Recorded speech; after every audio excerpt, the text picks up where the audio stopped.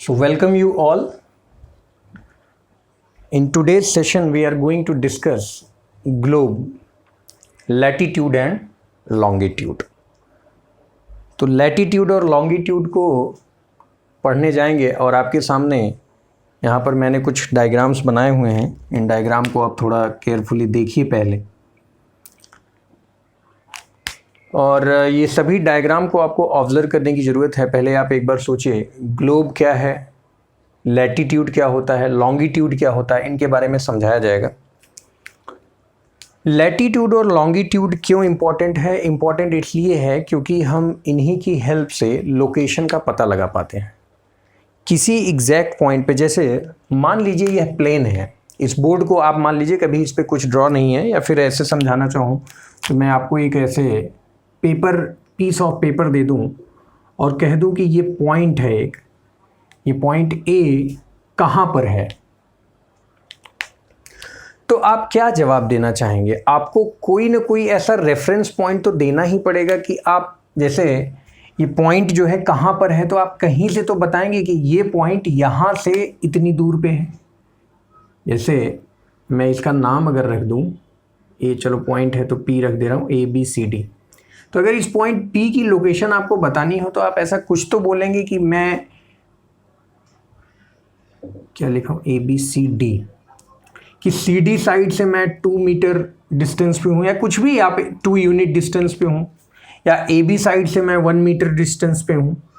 ऐसा कोई ना कोई तो आपको पहले रेफरेंस पॉइंट चाहिए होगा, तभी आप अपनी लोकेशन को बता पाएंगे. तो हम वहाँ पर लैटिट्यूड और लॉन्गिट्यूड के बारे में समझेंगे कि लैटिट्यूड और लॉन्गिट्यूड कैसे अर्थ पे बना हुआ है. और ये सारी जो लाइंस आप यहाँ पर देख रहे हैं, एक्सिस वगैरह सब कुछ जो कुछ भी आप देख रहे हैं, वो सभी कैसे हैं, इमेजिनरी हैं. हमें सिर्फ अंडरस्टैंडिंग के लिए बनाया है. और बाकी नेचुरली अर्थ पे ऐसा कोई एक्सिस नहीं है, और ना ही अर्थ ऐसे किसी एक्सिस पे बनी हुई है कि घूम रही है, वहाँ पे कोई निडल पास कर रहा है, ऐसा कुछ भी नहीं. ये सिर्फ अपनी स्टडी को ईजियर बनाने के लिए हमने क्या किया है, हम लोगों ने ज्योग्राफी में इसको डिज़ाइन किया है. ठीक है ना. तो पहले आते हैं ग्लोब को. देखिए ग्लोब में आप देख रहे होंगे कि एक स्फेरिकल शेप का इस तरीके से बॉल आपके सामने रखा हुआ है, आप अगर ऐसा समझें. बट एक्चुअल में अपनी अर्थ इस शेप की नहीं है. एक्चुअल में जो अपना अर्थ है वो इस शेप का है, जॉइड शेप. ठीक है ना. जॉइड शेप में कैसा है कि कल इससे पहले वाला जो वीडियो लेक्चर था उसमें हम सभी लोगों ने डायरेक्शन के बारे में बातचीत किया था कि डायरेक्शन कौन कौन से होते हैं. 4 डायरेक्शन हमने डिस्कशन किया था, ईस्ट, वेस्ट और नॉर्थ साउथ. ईस्ट, वेस्ट और नॉर्थ साउथ. तो सबसे इम्पोर्टेंट डिस्कशन ये डायरेक्शन वाला कल हम लोगों ने कर लिया था. तो ये हमारा नॉर्थ डायरेक्शन है, और ये कौन सा डायरेक्शन है, साउथ, और ये ईस्ट है, और ये क्या है, वेस्ट है. तो नॉर्थ अपवर्ड में है और साउथ कहाँ है, डाउनवर्ड. तो ऐसे ही ग्लोब में भी नॉर्थ जो है वो अपवर्ड में है और साउथ कहाँ है, डाउनवर्ड है. और ये वाला फिर हमारा जोन कौन सा होता है, ईस्ट जोन होता है, और ये कौन सा होता है, वेस्ट जोन होता है. मतलब जॉइड शेप में जो आपको ये मैं बनाया हुआ हूँ, इसमें क्या है, ये हमारा नॉर्थ है और ये हमारा साउथ. मतलब ये वाला डिस्टेंस जो नॉर्थ से लेकर साउथ है, वो वाला इसकी अपेक्षा कम है. ईस्ट और वेस्ट का जो टोटल डिस्टेंस है उसकी अपेक्षा ये क्या है, कम है. ठीक है ना. बट अपनी स्टडी को ईजियर बनाने के लिए ग्लोब का जो बनाया गया है स्फेरिकल शेप में बनाया गया है. ठीक है ना, ताकि हम अपनी स्टडी को सिंपली कर पाएँ. तो उस हिसाब से ये बनाया गया है, जिसमें नॉर्थ ये हो गया. एक्सिस ऑफ ग्लोब का एक डिस्कशन है. The axis of rotation of earth is tilted at an angle of 23.5 यानी 23.5 degree away from the vertical perpendicular to the plane of our earth orbit around the sun. अपना planet अगर मैं आपको समझाऊं ऐसे कुछ इस तरीके से एग्जांपल लूं. जैसे मान लीजिए ये हमारा ग्लोब है. ठीक है ना, ये ग्लोब है बिल्कुल स्फेरिकल शेप का इस तरीके के. बल्कि मैंने जो ये लाइंस बनाई हुई हैं ये सभी इस पे अगर आप ध्यान से देखें तो एक एक लाइन ये बना हुआ भी है. ठीक है ना, लेकिन क्या है, थोड़ा दूर दूर है. बट कोई बात नहीं, अभी मैं एज अ ग्लोब के रिस्पेक्ट में आपको समझाना चाह रहा हूँ. जैसे ये मान लीजिए अपना अर्थ है, तो अर्थ क्या कर रहा है, फ्रॉम वेस्ट, अर्थ का जो रोटेशन होता है वो वेस्ट से ईस्ट की डायरेक्शन में होता है, मतलब वेस्ट से ईस्ट इस तरीके से रोटेट कर रहा है। तो ये है, तो आपका ये कौन सा डायरेक्शन हो गया, नॉर्थ डायरेक्शन है। ये कौन सा डायरेक्शन है, साउथ का डायरेक्शन है। तो अगर मैं इस तरफ खड़ा हूँ तो मैं वेस्ट साइड में खड़ा हूँ, ईस्ट इस तरफ है। तो अर्थ का रोटेशन कुछ इस प्रकार से है, ठीक है ना। अर्थ ऐसे ऐसे रोटेट कर रही है, अर्थ रोटेशन इस प्रकार से है, अर्थ इस प्रकार से कुछ रोटेट कर रहा है। लेकिन जो अर्थ का रोटेशन है वो एकदम स्ट्रेट नहीं है, वो थोड़ा क्या है, टिल्टेड है। अपनी एक्सिस पे वो 23.5 डिग्री क्या है, टिल्टेड है। देखिए अभी आपको कैसे समझना है इस चीज़ को, थोड़ा सा मैथमेटिकली आपको समझना है। जैसे ये सर्कल है, सॉरी सर्कल नहीं, मैं स्फीयर बोलना चाह रहा था, ये स्फीयर है। तो स्फीयर को आप ऐसा समझिए गेंद है, और अगर आप उसको हॉरिजॉन्टल काटेंगे, हॉरिजॉन्टली ऐसे जैसे आप प्याज काटते हैं, आप समझ लीजिए, तो इस तरीके से आपको शेप मिलने वाला है ना। और ये आपका क्या है, वर्टिकल एक्सिस है, एकदम वर्टिकल। इस वर्टिकल एक्सिस से हमारा जो अर्थ है, तो अर्थ का रोटेशन का प्लेन कौन सा हुआ, अगर ये सन है, मान लीजिए ये सन है, तो सन के चारों तरफ पृथ्वी ऐसे घूम रही है, रोटेट कर रही है। तो मतलब उसका ये वाला प्लेन, जो घूमने वाला प्लेन है, वो कुछ इस तरीके से है। सपोज करिए, सोचिए, जब आप सोचेंगे तभी आप समझ पाएंगे।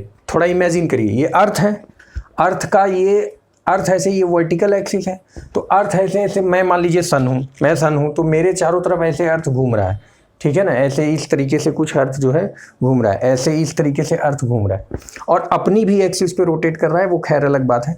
तो अर्थ के रोटेशन का प्लेन क्या होगा, ये वाला प्लेन होगा। अर्थ के रोटेशन का प्लेन ये प्लेन होगा।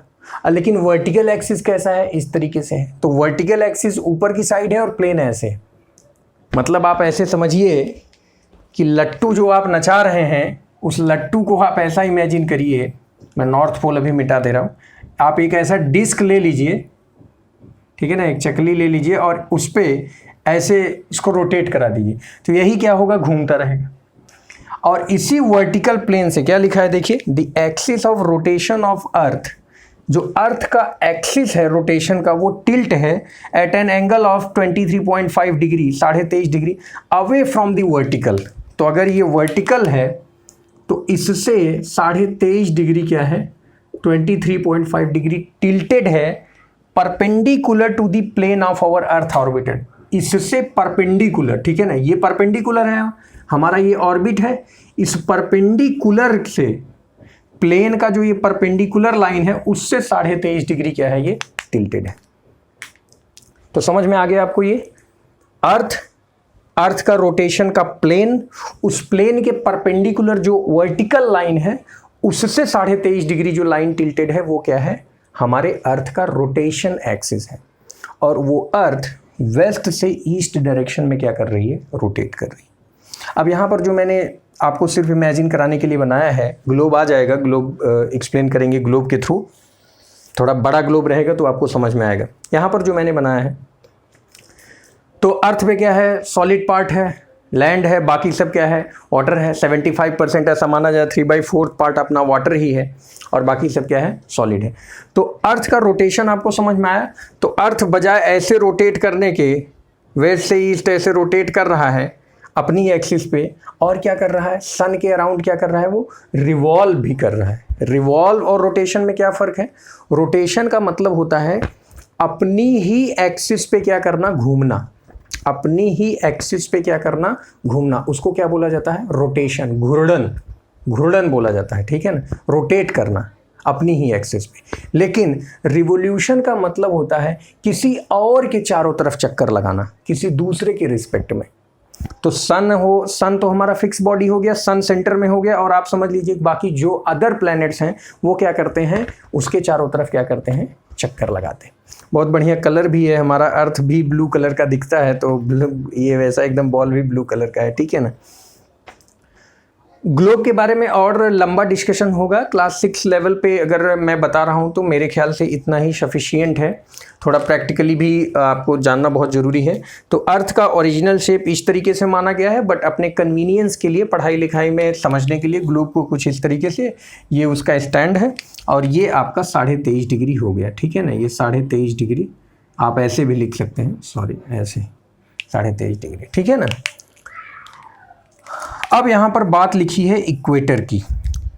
इक्वेटर मतलब क्या होता है? इक्वल मतलब क्या होता है? बराबर, हाफ, आधा आधा कर देना। इक्वल का क्या मतलब होता है? इक्वल मतलब होता है हाफ। जैसे ये हमारा अर्थ है, इस अर्थ को आधा आधा बांटने वाली यहाँ पर देखिए एक लाइन आपको दिख रही है, ऐसा अगर आपको ये दिख रहा हो इस तरीके से, आप देख पा रहे हैं? जरा देखिए, मुझे नहीं पता कैमरे में आपको स्पष्ट दिख रहा है कि नहीं, बट ऐसे आप एक लाइन देखिए ऐसे, और वर्टिकली भी ऐसे बटा हुआ है एकदम बीच से, ठीक है ना। तो आप समझिएगा, अगर नहीं दिख रहा है तो मैं मार्कर से थोड़ा पॉइंट कर दे रहा हूँ, तो मार्कर से हो सकता है आपको समझ में आए, मार्कर से दिखे, ठीक है ना, इस तरीके से। तो अगर अब ये लाइन आपको दिख रही तो आप समझ लीजिए ऐसे ही पूरा आप घुमाए हैं तो दो पार्ट में ये बट गई पृथ्वी। कौन कौन से दो पार्ट में बट गई? एक नीचे साइड और एक ऊपर साइड। तो ऊपर वाला हमारा होता है नॉर्थ और नीचे वाला हमारा होता है साउथ। और अगर हम इस स्फीयर को आधा काटते हैं, जब आप किसी गोले को आधा काटते हैं तो हो जाता है गोले का आधा यानी गोलार्ध। क्या हो जाता है? गोले का आधा हो जाता है यानी गोलार्ध हो जाता है। उसी को हम बोलते हैं हेमीस्फीयर। तो ये वाला जो हेमीस्फीयर है ये कौन सी डायरेक्शन में है? नॉर्थ में है। तो ये कौन सा हो गया? Northern hemisphere. और ये वाला किधर पड़ता है? साउथ में। तो ये क्या हो गया? Southern hemisphere. तो ये हमारा हो गया नॉर्दर्न हेमीस्फीयर और ये क्या हो गया? Southern hemisphere. अब आप सोचिए, इसी वर्टिकल इसी जो हॉरिजॉन्टली आपने ऐसे कट किया, अब इसको आप वर्टिकली कट करिए, ऐसे कट करिए। तो अगर आप ऐसी स्थिति में कट करेंगे तो ये बन जाएगा इधर वाला ईस्ट डायरेक्शन का यानी ईस्टर्न हेमीस्फीयर, और ये वाला कौन सी डायरेक्शन का हो जाएगा? वेस्ट। तो यानी हो गया वेस्टर्न हेमीस्फीयर। तो आपको चार प्रकार से इस प्रकार से हेमीस्फीयर मिल गया, ठीक है ना। तो चार हेमीस्फीयर कौन कौन से मिलते हैं? नॉर्दर्न हेमीस्फीयर, ये हो गया आपका साउथर्न हेमीस्फीयर, ये हो गया ईस्टर्न हेमीस्फीयर, और ये क्या हो गया? वेस्टर्न हेमीस्फीयर, ठीक है ना। तो 30.5 डिग्री ये हो गया। तो इक्वेटर मतलब होता है आधा आधा। तो जरा आप देखिए, मैंने यहाँ पे डॉटेड लाइन से इक्वेटर बनाया हुआ है। तो ये इक्वेटर पे मैंने कुछ एंगल मेंशन किए हुए हैं। कौन कौन से भैया? 20 डिग्री, 40 डिग्री, 60 डिग्री, 80 डिग्री, यानी 10-10 डिग्री का गैप देके कुछ इस तरीके से लिखा है। मतलब जो इक्वेटर है जो आधा आधा बांट रहा है वो 0 डिग्री हो गया, है ना। तो 0 डिग्री से कहाँ तक हमें गए हैं? 80। तो अगर 10-10 का डिफरेंस क्रिएट करें तो 0, फिर 10, 20, 30, 40, 50, 60, 70, 80, 90 पे एंड होगा। कैसे 90 पे एंड हो जाएगा? ये थोड़ा सोचिए, 90 पे कैसे एंड होगा? क्यों 90 पर ही एंड होगा? मैंने यहाँ पे क्या लिखा था? लैटिट्यूड, इधर लिख देते हैं। 90 पे कैसे एंड होगा? सोच के देखिए। जैसे ये स्फीयर है, आपने ऐसे काटा और एक ऐसे काटा, तो यहां से लेकर यहां तक एंगल कितना होगा? 90 डिग्री ही होगा ना। इस तरीके से इसको 3D में आप सोचिए, मतलब आप ऐसे सोचिए कि ऐसे है, ऐसे है, तो आप इस प्लेन को काटे हैं तो ये पूरा इस तरीके से कुछ आपको मिलने वाला है ना। ऐसे पूरा प्लेन आपको मिलने वाला है वर्टिकल इस तरीके से। तो ये नीचे का हाफ वाला प्लेन है, मतलब ये हाफ वाला है। तो ये आपको एक पार्ट उसका ऐसा दिखेगा। मेरा ख्याल है आप समझ पा रहे होंगे कि मैं क्या बनाना चाह रहा हूँ। ये ऊपर वाला आधा स्फीयर है, ये नीचे का आधा है।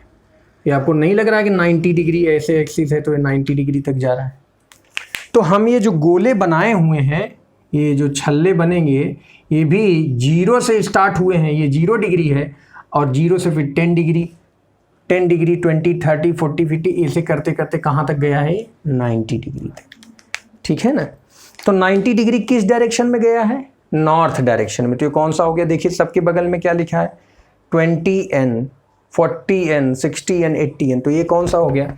अगर आप अर्थ को ऐसे काट दिए हैं, ऐसे समझाना, अगर आपने अर्थ को ऐसे काट दिया है तो काटने के बाद ऐसे ऐसे जो आप एकदम प्याज जैसे काटा जाता है ना, प्याज के भी अंदर देखेंगे आप लेयर धीरे धीरे कम होता है। प्याज ऐसे एकदम सेंटर से काटिए और फिर ऊपर के आप काटते चले जाइए, धीरे वो क्या हो जाएंगे? धीरे धीरे क्या हो जाते हैं? छोटे। तो आप ऐसे काटिए, फिर इससे कम, फिर इससे कम और इससे कम करते करते कहाँ? 90 पर एंड हो जाएगा।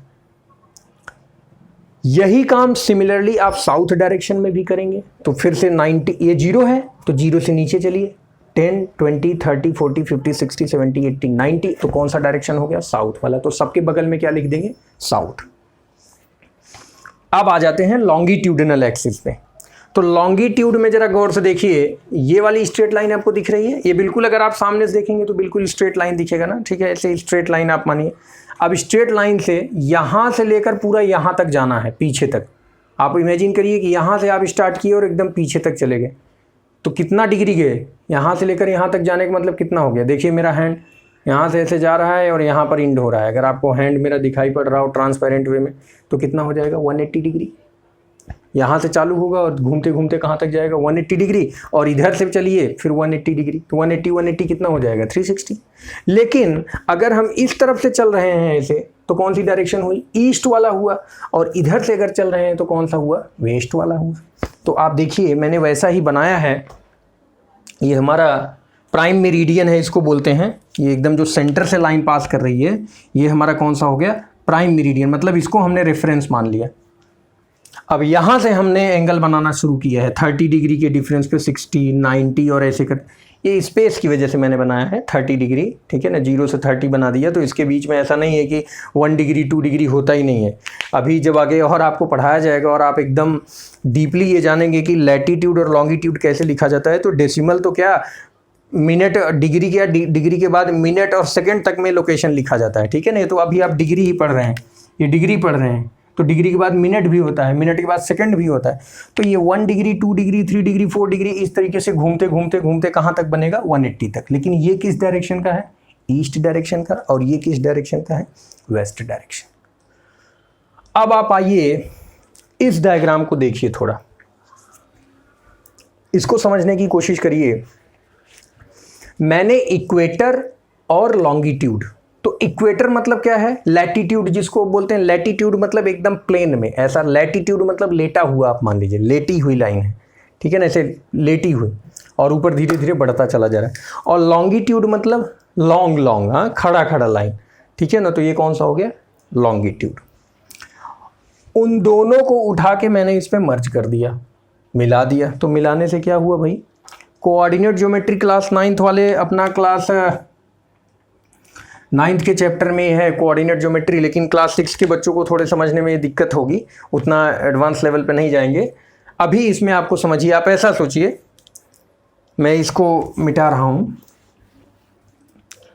अगर लाइन स्ट्रेट हो, एकदम सीधी रेखा हो, और उनको कोई वर्टिकल लाइन ऐसे कट करे, तो आप मुझे ये बताइए, आपको नहीं लग रहा कि ये सभी क्या हैं? एक जंक्शन पॉइंट है, मिल रहे हैं। ये सभी क्या हैं? एक पॉइंट्स हैं।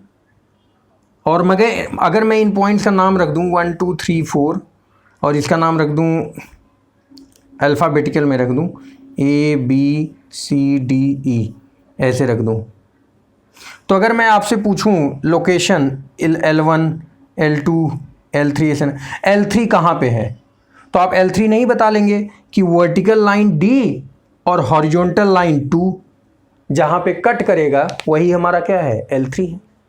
मतलब हॉरिजॉन्टल और वर्टिकल। अगर मैं सिर्फ आपको ये बताता कि L3 हमारा सेकंड लाइन पे अवेलेबल है, मतलब सेकंड लाइन पे L3 में वर्टिकल हटा दूं, मैं कह दूं बस L3 पर अवेलेबल है, तो आप L3 पर तो आप कहीं भी हो सकते हैं। फिर कहाँ पे हैं आप? ओरिजिनली कहाँ पे हैं? तो उस लोकेशन का भी पता लगाने के लिए आपको क्या करना पड़ेगा? एक वर्टिकल लाइन की भी आवश्यकता होगी। मतलब आपको एक ऐसा कॉमन पॉइंट चाहिए ही चाहिए जहां पे वर्टिकल और हॉरिजॉन्टल दोनों क्या करें? इंटरसेक्ट करें। उन्हीं के कटान बिंदु पर ही आपका लोकेशन फिक्स होगा। ये आपको जब अभी मैं ग्लोब में आगे समझाऊंगा, ग्लोब में अलग अलग जो हमारे कॉन्टिनेंट्स हैं उनके बारे में एक्सप्लेन करूंगा, अपने कंट्री इंडिया के बारे में एक्सप्लेन करूंगा कि इंडिया कितने लैटीट्यूड लॉन्गिट्यूड पे, उसका क्या लोकेशन है, ठीक है ना, प्राइम मेरिडियन से, ग्रीनविच मेरिडियन से, और थोड़ा टाइमिंग वगैरह समझाया जाएगा तो और बढ़िया समझ में आएगा। अभी ये इंट्रोडक्शन पार्ट, तो ऐसा ही आप समझिए। अब ये अर्थ है, ये टिल्टेड है ऐसे, और ये घूम रहा है ऐसे वेस्ट से, ऐसे वेस्ट डायरेक्शन से, ठीक है ना। तो हमने क्या किया है? इन एंगल्स का क्या कर दिया है? मिलान कर दिया। अब जैसे मान लीजिए मैंने इस पॉइंट को लोकेट कर लिया, ये पॉइंट मैं अगर बोलूं 20 डिग्री, केवल ऐसे बोल दूं लैटीट्यूड पे मैंने बोल दिया 20 डिग्री, तो आप मुझे बताइए 20 डिग्री आप लैटीट्यूड पे कहाँ जाएंगे? नॉर्थ साइड कि साउथ साइड?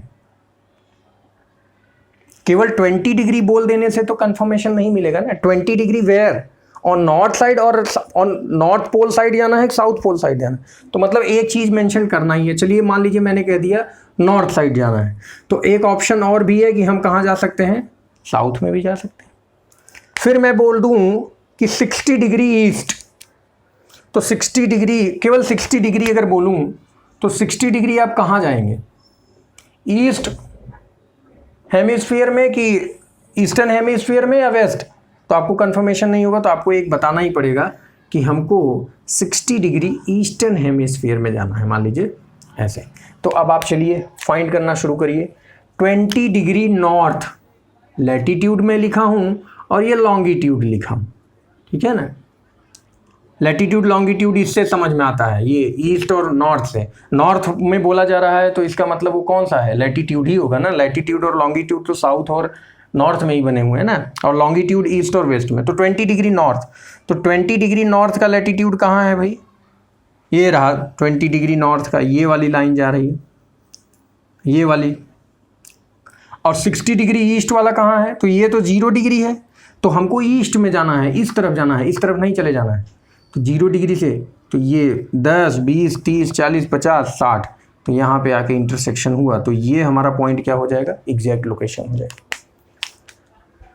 तो इसके बारे में और डिटेल में पढ़ेंगे, तब तक आप डायग्राम देख लीजिए। तो लैटिट्यूड क्या होता है, लैटिट्यूड होता है हॉरिजॉन्टल वाली जितनी भी लाइंस है, ऐसे सेंटर हो गया 0 डिग्री, 90 डिग्री तक ऊपर और 90 डिग्री नीचे, तो नॉर्थ और साउथ। लैटिट्यूड क्या है, 0 से 180 डिग्री, ईस्ट हेमिस्फीयर और वेस्ट हेमिस्फीयर। ये आपका क्या हो गया, ग्लोब हो गया। एंगल ऑफ टिल्ट कितना है, 23.5 डिग्री। किधर से रोटेट करती है, वेस्ट से ईस्ट डायरेक्शन में।